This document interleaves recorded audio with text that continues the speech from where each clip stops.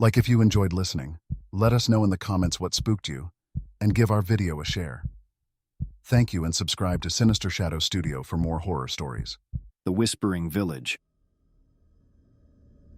It was a spur-of-the-moment decision when I decided to take that detour to the little-known village of Lushtown. Nestled in the mountains, it was said to have untouched beauty and a history dating back centuries. However, as soon as I entered the village, something felt amiss. The once vibrant colors in the surroundings seemed to drain away, leaving behind an eerie monochromatic landscape. I parked my car near the village square. The houses around were old and seemed abandoned, but they were strangely well preserved, as if time had forgotten this place. The only sound was the wind, and it seemed to carry soft whispers with it. I shrugged it off, thinking it was my imagination playing tricks. A signboard near a dilapidated inn read, "Stay at your own risk." I laughed at the absurdity. It seemed more like a prop from a low-budget horror movie. Ignoring the sign, I decided to explore the village a bit before heading to the inn for the night. As I walked, I noticed faded photographs nailed to the walls of houses. Each had a name and a date scribbled beneath. They seemed to be of the villagers, but there wasn't a single soul in sight. The only companions I had were the incessant whispers that grew louder and more distinct. "Leave. Now." I stopped in my tracks. The voice was crystal clear now. The wind seemed to be warning me. Dismissing it as paranoia, I continued walking, but I couldn't shake off the feeling of being watched. Night fell quickly, and I made my way to the inn. The doors creaked open to reveal a dusty reception area. A logbook lay on the front desk, the pages filled with names. The latest entry was dated over 50 years ago. Still, I took a key hanging behind the counter, making my way to one of the rooms. The room was surprisingly pristine, unlike the reception. I lay on the bed, trying to get some sleep. But as the night deepened, the whispers grew louder, turning into muffled screams. Curiosity and fear battled within me. I decided to investigate. Following the voices, I reached the village square. The scene before me made my blood run cold. Phantasmal figures moved about, reenacting their daily lives.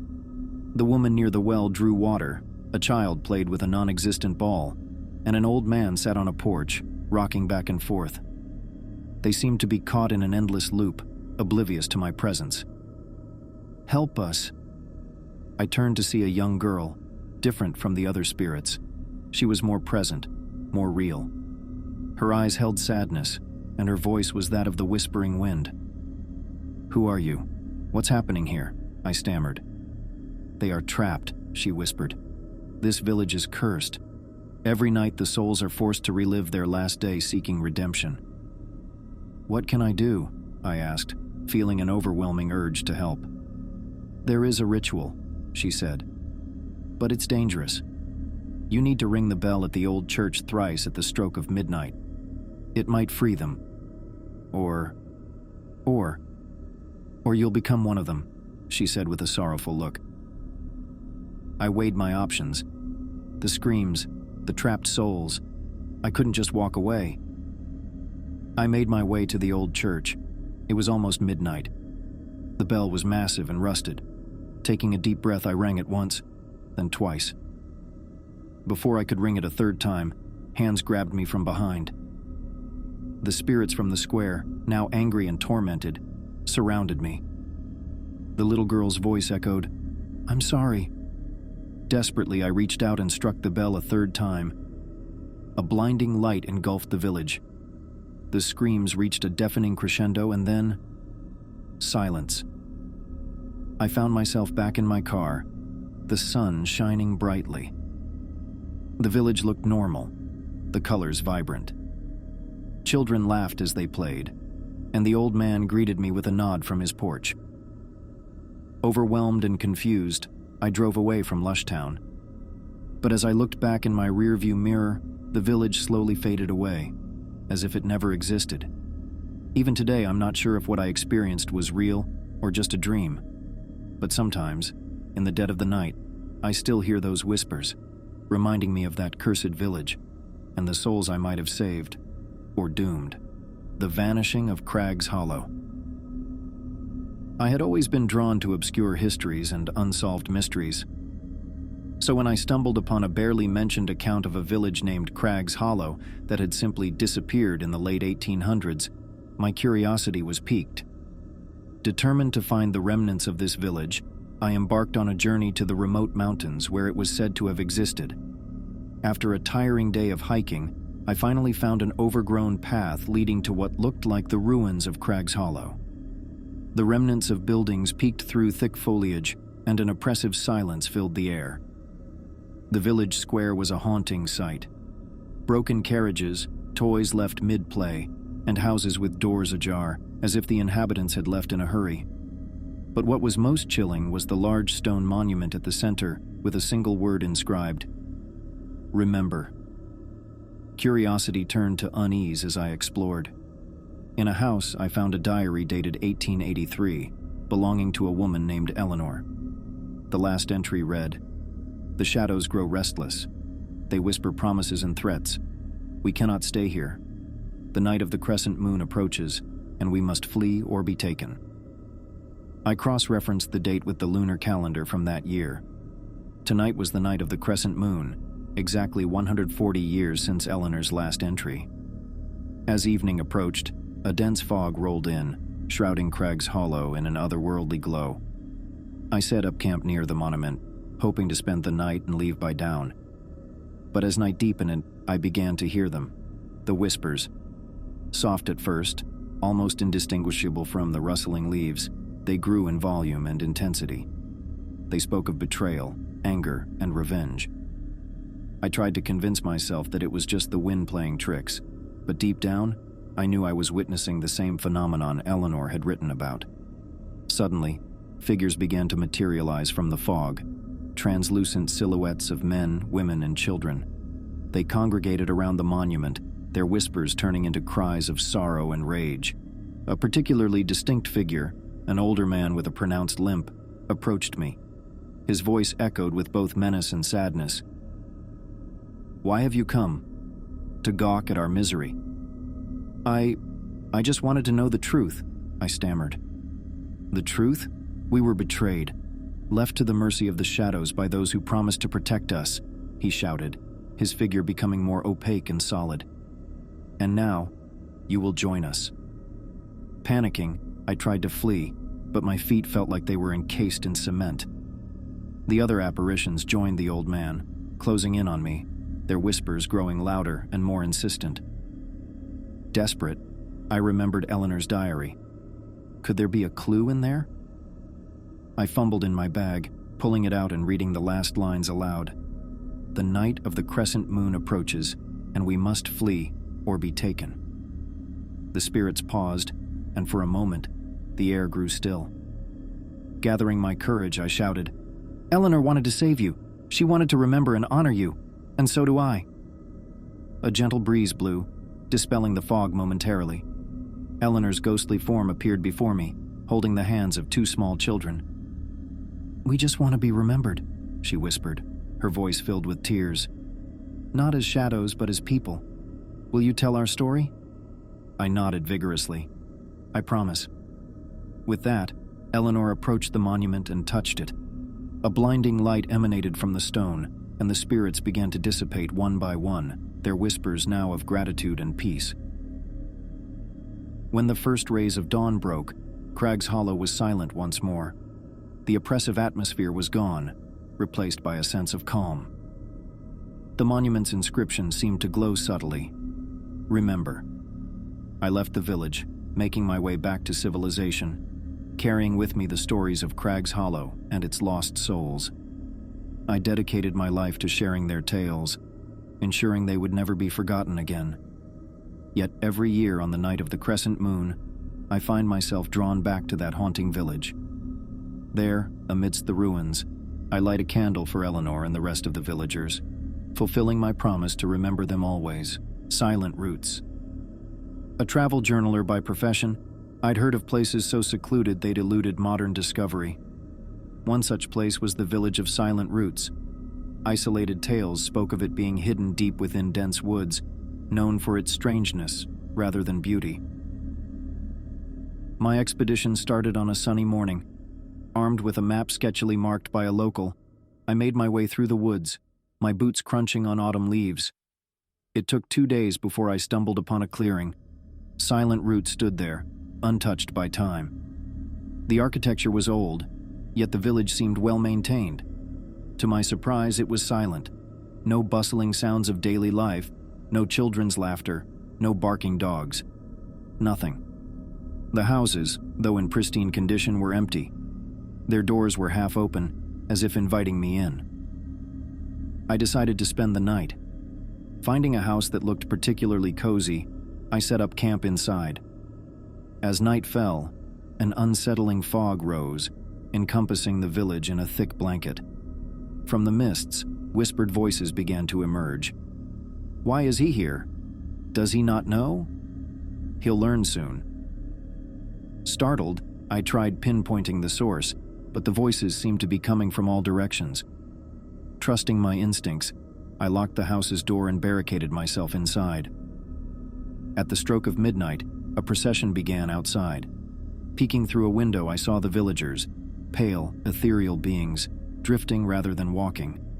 They gathered around a well in the center of the village, their voices forming a haunting melody. Bound by curse, rooted deep, in silent roots our souls do keep. One night a year we come alive, seeking the living so we can thrive. The ghostly figures then started to fan out, searching each house systematically. Panic rose in me.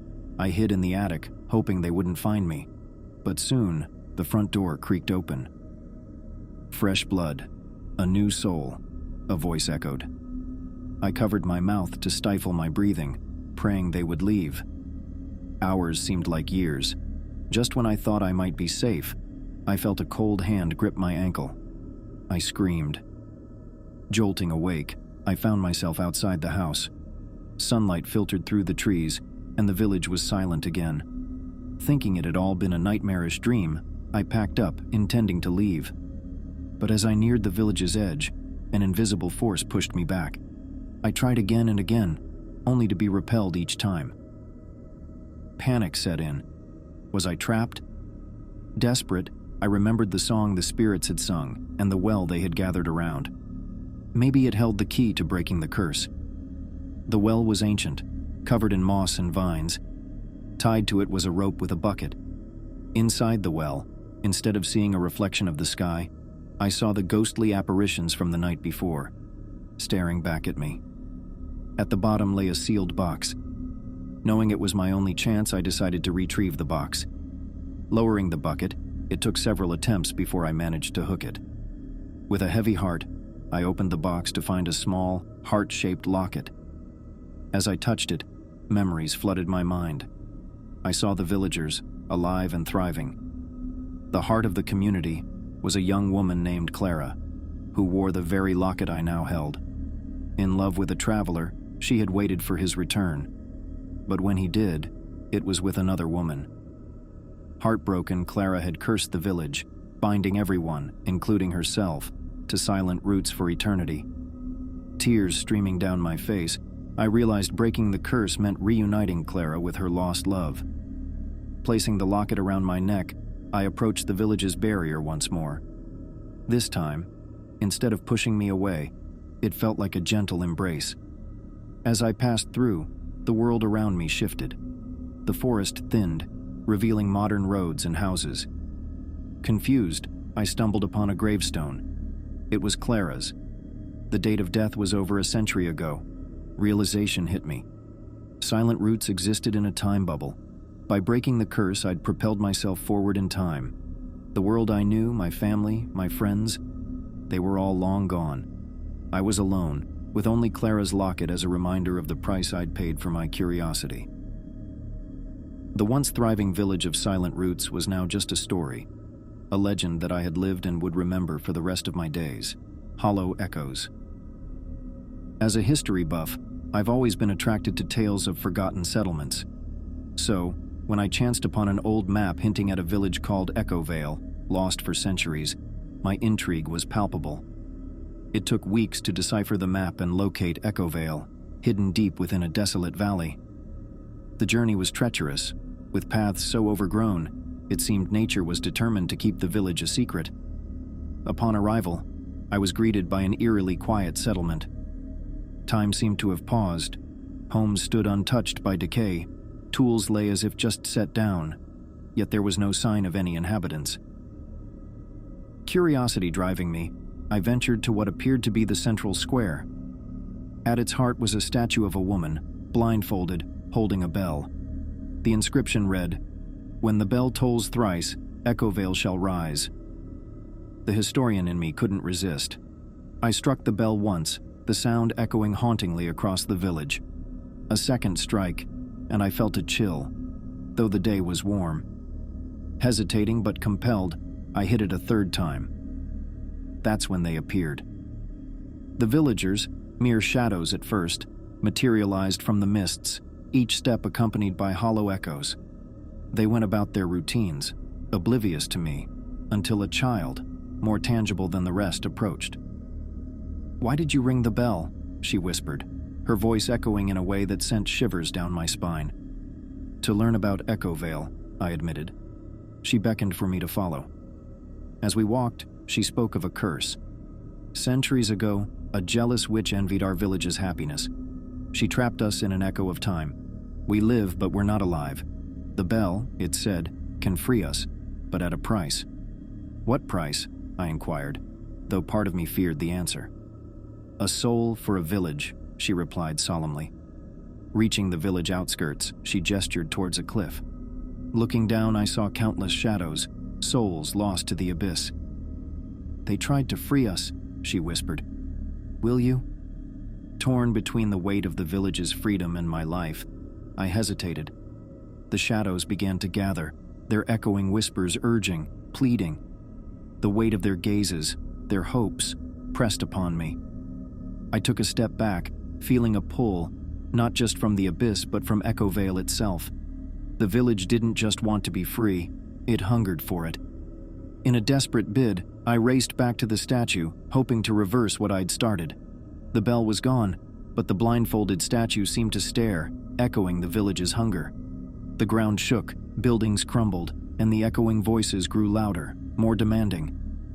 Cornered, with no escape, I felt an overwhelming force pulling me towards the cliff. Suddenly the child reappeared, her form solidifying. She held the bell. "Make a choice," she echoed.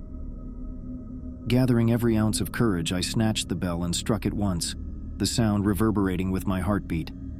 The shadows paused. A second strike, and the village began to blur. On the third strike, an intense brightness enveloped me. I awoke to silence, surrounded by ruins.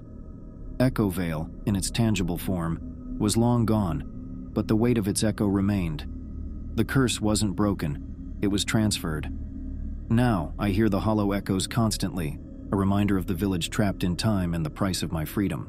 Like and subscribe to Sinister Shadow Studio.